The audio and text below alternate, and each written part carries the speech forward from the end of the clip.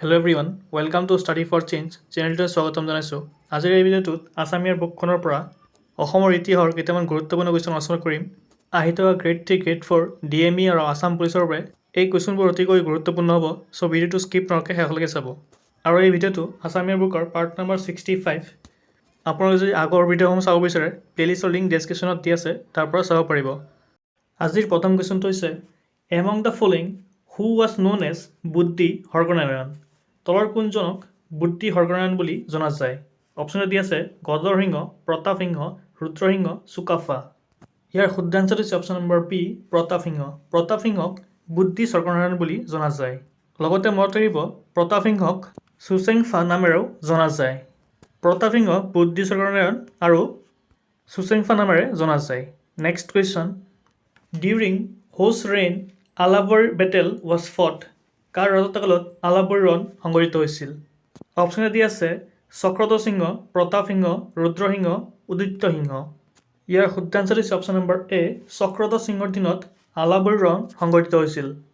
আৰু এই আলাবৰী ৰণটো 1669 AD ত সংঘটিত হৈছিল। আৰু যদি সোধে এই আলাবৰী ৰণটো কাৰ কাৰ মাজত সংঘটিত হৈছিল, তেতিয়া মনত ৰাখিব আছামিজ চলজাৰ আৰু মোগলৰ মাজত সংঘটিত হৈছিলে। চ' মনত ৰাখিব চক্ৰধ্বজ সিংহৰ দিনত আলাবৰী ৰণটো সংঘটিত হৈছিল। এই ৰণটো আছামিজ চলজাৰ আৰু মোগলৰ মাজত 1669 AD ত সংঘটিত হৈছিল। Next question, which Mughal general was occupied Gargaon. কোনজন মোগল সেনাপতিয়ে গড়গাঁও দখল কৰিছিল? এই গড়গাঁও ঠাইখন আহোমসকলৰ ৰাজধানী আছিলে। এই গড়গাঁও ঠাইখন কোনজন মোগল সেনাপতিয়ে দখল কৰিছে সুধিছে ইয়াত। অপশ্যন দি আছে মিৰ্জা নাথান, আবু বক্কৰ, ৰামসিংহ, মিৰ্জুমলা। ইয়াৰ শুদ্ধ আনচাৰটো হৈছে option number D, Mir Jumla. মিৰ্জুমলাই Gargaon দখল কৰিছিলে। মিৰ্জুমলাই গড়গাঁও এটেক কৰিছিলে 1662 AD ত। 1662 খ্ৰীষ্টাব্দত আহোমৰ ৰাজধানী গড়গাঁওক দখল কৰিছিলে। Next question, who is known as Lora Raja in Assam history. অসমৰ ইতিহাসত কাক লৰা ৰজা বুলি জনা যায়? অপশ্যন দি আছে চুকাফা, চুপাতফা, চুলিকফা, চুটিংফা। ইয়াৰ শুদ্ধ আনচাৰটো হৈছে অপশ্যন নম্বৰ চি, চুলিকফা। চুলিকফাক লৰা ৰজা নামেৰে জনা যায়। চুলিকফাক আৰু এটা নামেৰে জনা যায়, সেইটো হৈছে ৰত্নাধ্বজ সিংহ। মনত ৰাখিব ৰত্নাধ্বজ সিংহ লৰা ৰজা আৰু চুলিকফা একেজন ব্যক্তিয়ে। ৰত্নাধ্বজ সিংহৰ দিনত এটা কামেই হৈছিলে, সেইটো হৈছে ডাউকি আলি। ডাউকি আলিটো অকল ৰত্নাধ্বজ সিংহৰ দিনত হোৱা এটা কাম। Next question, to whom did Laluksola Borphukan surrender Guwahati. Laluksola বৰফুকনে গুৱাহাটী কাৰ হাতত দিছিল?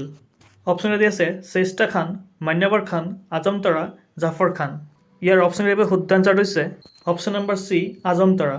আজমতৰাৰ হাতত লালুকখোলা বৰফুকনে গুৱাহাটীখন দান কৰিছিলে বা গতাই দিছিলে। এই লালুকখোলা বৰফুকনে আজমতৰাৰ পৰা 4 লাখ টকা লৈ গুৱাহাটীখন আজমতৰাৰ হাতত গতাই দিছিল। ইম্পৰ্টেণ্ট কুৱেশ্যন হয়, মনত ৰাখিব লালুকখোলা বৰফুকনে গুৱাহাটীখন আজমতৰাৰ হাতত গতাই দিছিলে। Next question, who was the monarch of Burma at the time of Yandabo treaty. Yandabo সন্ধি চুক্তিৰ সময়ত ম্যানমাৰ বা মান দেশৰ ৰজা কোন আছিল? অপশ্যন দি আছে ধৰাৱাদী মিন, বডুপায়া, বাগীদেউ। ইয়াৰ শুদ্ধ আনচাৰটো হৈছে অপশ্যন নম্বৰ চি, বাগীদেউ। বাগীদেউ আছিলে ইয়াণ্ডাবু চুক্তিৰ সময়ত মান দেশৰ ৰজা। বাগীদেউৰ আগত বডুপায়া আছিলে মান দেশৰ ৰজা। লগতে মনত ৰাখিব এই ইয়াণ্ডাবু চুক্তিটো 1826 খ্ৰীষ্টাব্দত ইষ্ট ইণ্ডিয়া কোম্পানী আৰু বাৰ্মা বা মানসকলৰ মাজত সংঘটিত হৈছিল। আৰু এই ইয়াণ্ডাবু চুক্তিৰ সময়ত মান দেশৰ ৰজা আছিলে Bagideu. Next question, who designed the mature structure of paik system. Paik ব্যৱস্থাৰ কোনে নিৰ্মাণ কৰিছিলে? অপশ্যন দি আছে ৰুদ্ৰসিংহ, ৰাজেশ্বৰ সিংহ, তমখান বৰগোহাঁই, মোমাই তামুলী বৰবৰুৱা। ইয়াৰ শুদ্ধ আনচাৰটো হৈছে অপশ্যন নম্বৰ ডি, মোমাই তামুলী বৰবৰুৱা। তেখেতৰ দিনতে পাইক ছিষ্টেমটো আৰম্ভ হৈছিলে। তেতিয়া আহোমৰ ৰজা আছিলে প্ৰতাপ সিংহ। মনত ৰাখিব প্ৰতাপ সিংহ আছিলে তেতিয়া আহোমৰ ৰজা। প্ৰতাপ সিংহৰ দিনতে মোমাই তামুলী বৰবৰুৱাই পাইক ছিষ্টেমটো আৰম্ভ কৰিছিলে। এই পাইক ছিষ্টেমটোত এটা 4টা জনৰ গোট বনাই দিছিলে আৰু এই 4জনৰ ভিতৰত এজনে 3 মাহৰ বাবে কাম কৰিব লাগিছিলে ৰাজ্য বা ৰজাৰ কাৰণে। Next question, who was the king of Ahom dynasty during the Mirjumla attack মিৰ্জুমলাৰ অসম আক্ৰমণৰ সময়ত আহোমৰ ৰজা কোন আছিল অপশ্যন কেইটা আছে জয়ধ্বজ সিংহ গদাধৰ সিংহ শিৱসিংহ ৰুদ্ৰসিংহ মিৰ্জুমলাই অসম আক্ৰমণ কৰিছিলে 1662 এডিত আৰু তেতিয়া আহোমৰ ৰজা কোন আছিল সুধিছে ইয়াৰ শুদ্ধ এনচাৰটো হৈছে option number A Jayadhwaj Singha মিৰ্জুমলাই অসম আক্ৰমণৰ সময়ত জয়ধ্বজ সিংহ আছিলে আহোমৰ ৰজা next question who was the Ahom king during the time of battle of Itakhuli যুদ্ধৰ সময়ত আহোমৰ ৰজা কোন আছিল অপশ্যন কেইটা আছে Gadadhar Singha Jayadhwaj Singha Rudra Singha none of this ইয়াৰ অপশ্যন কেইটাৰ ভিতৰত শুদ্ধ এনচাৰ হৈছে option number A Gadadhar Singha Itakhuli যুদ্ধৰ সময়ত আহোমৰ ৰজা আছিলে গদাধৰ সিংহ ইটাখুলি যুদ্ধটো 1682 এডিত সংঘটিত হৈছিল next question when was the treaty of Asura আলি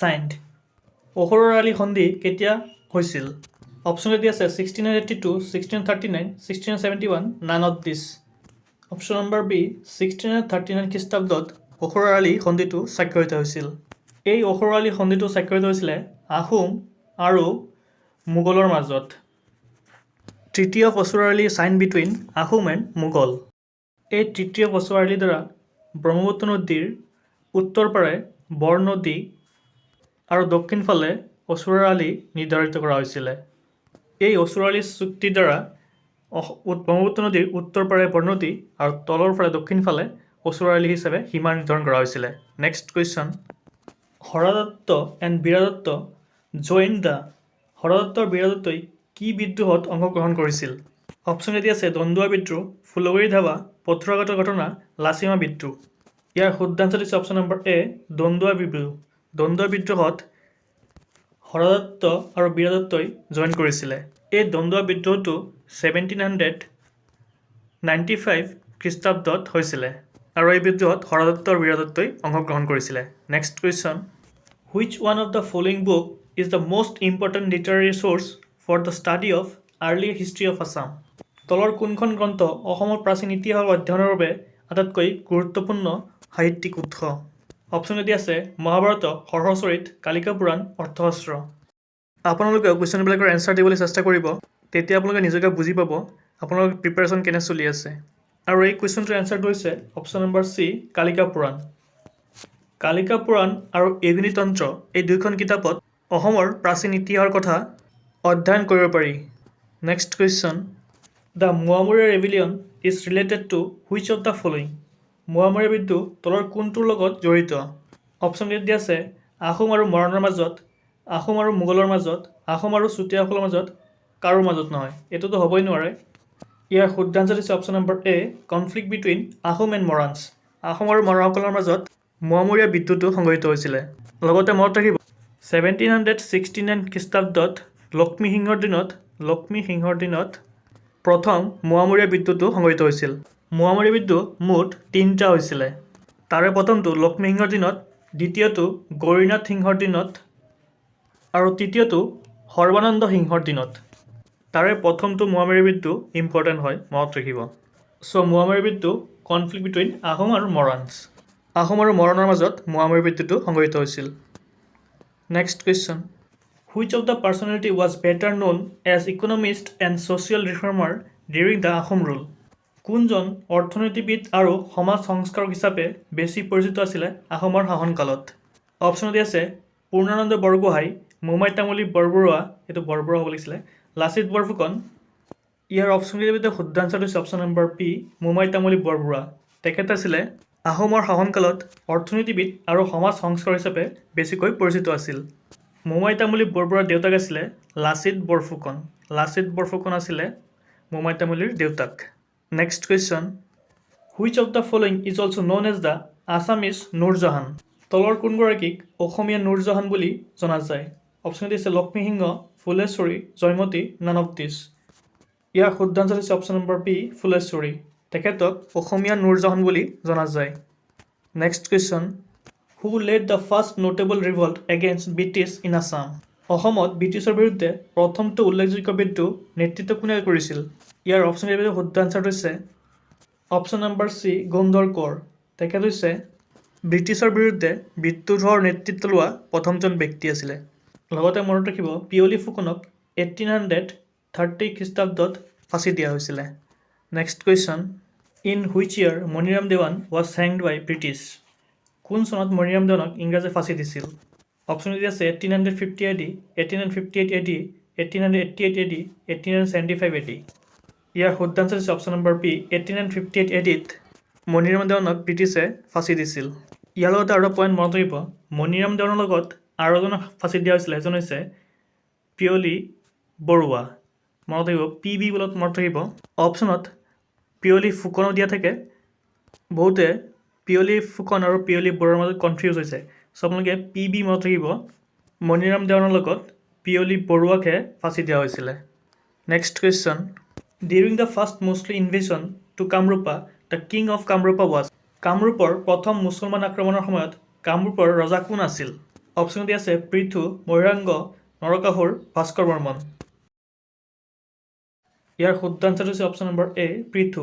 কামৰূপৰ প্ৰথম মুছলমান আক্ৰমণৰ সময়ত কামৰূপৰ ৰজা আছিলে Prithu. Next question, what was the year of Phulaguri Dhawa? Phulaguri বিদ্ৰোহ কিমান চনত সংঘটিত হৈছিল? ইয়াৰ শুদ্ধ আনচাৰ হৈছে অপশ্যন নম্বৰ বি, 1861 খ্ৰীষ্টাব্দত ফুলগৰী ধাৱা ফুলগৰী বিদ্ৰোহটো সংঘটিত হৈছিল। এই ফুলগৰী ধাৱা বিদ্ৰোহটো নগাঁও জিলাত সংঘটিত হৈছিল।